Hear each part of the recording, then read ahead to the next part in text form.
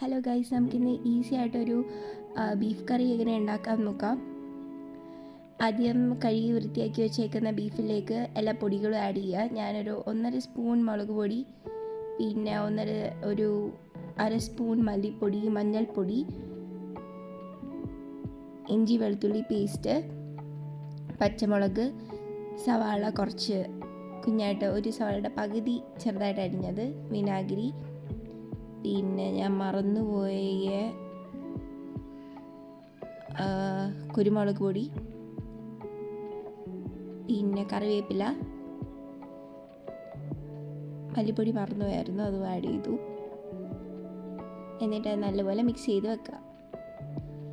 കുറച്ച് ഒരു അരമണിക്കൂർ പുറത്ത് വെച്ചതിന് ശേഷം ഞാൻ മറന്നുപോയ ഗ്രാമ്പൂ, ഏലക്കയും കൂടെ ആഡ് ചെയ്തിട്ടുണ്ട്.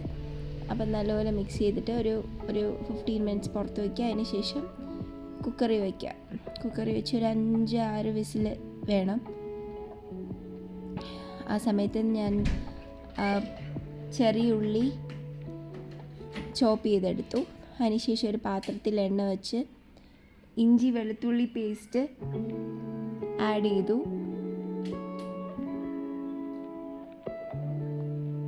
എന്നിട്ട് അതിലേക്ക് ഇഞ്ചി വെളുത്തുള്ളി നല്ലപോലെ ബ്രൗൺ കളർ ആയപ്പോൾ ചെറിയ ഉള്ളി ആഡ് ചെയ്തു, സോട്ട് ചെയ്തെടുത്തു. കുറച്ച് ഉപ്പും കൂടി ഇട്ടു. സോട്ട് ചെയ്തെടുത്തതിന് ശേഷം അതിൻ്റെ അകത്ത് കറിവേപ്പില, പച്ചമുളകും ആഡ് ചെയ്തു.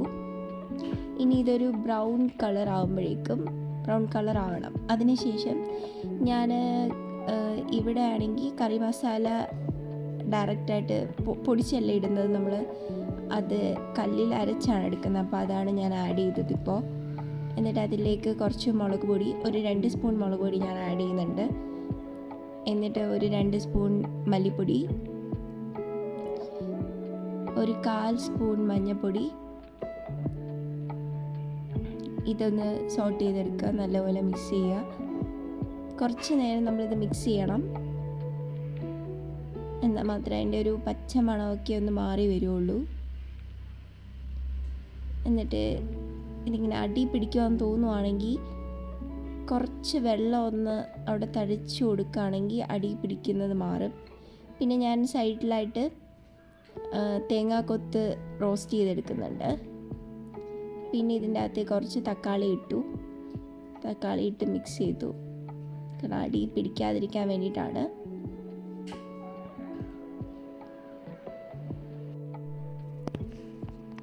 കുറച്ച് കഴിയും ഇത് നല്ലപോലെ പിന്നെയും സോട്ട് ചെയ്യുക.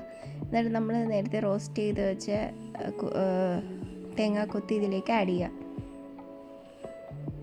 നല്ലപോലെ മിക്സ് ചെയ്ത് കൊടുക്കുക. ഇതിൻ്റെ അടി പിടിക്കുമെന്ന് തോന്നുമ്പോൾ നമ്മൾ കുറച്ച് വെള്ളം അതിൻ്റെ അകത്ത് ഇങ്ങനെ തളിച്ചു കൊടുക്കുകയാണെങ്കിൽ അടി പിടിക്കാതിരിക്കും. കാരണം പിടിച്ചതെല്ലാം പാത്രത്തിൽ നിന്ന് ഇളകി വരും. അപ്പോൾ അങ്ങനെ ചെയ്താൽ മതി. എന്നിട്ട് ഞാൻ കുക്കറിൽ ഇട്ട് 5 വിസിൽ അടുപ്പിച്ച ബീഫ് ഇതിൻ്റെ അകത്തേക്ക് ആഡ് ചെയ്യുകയാണ്.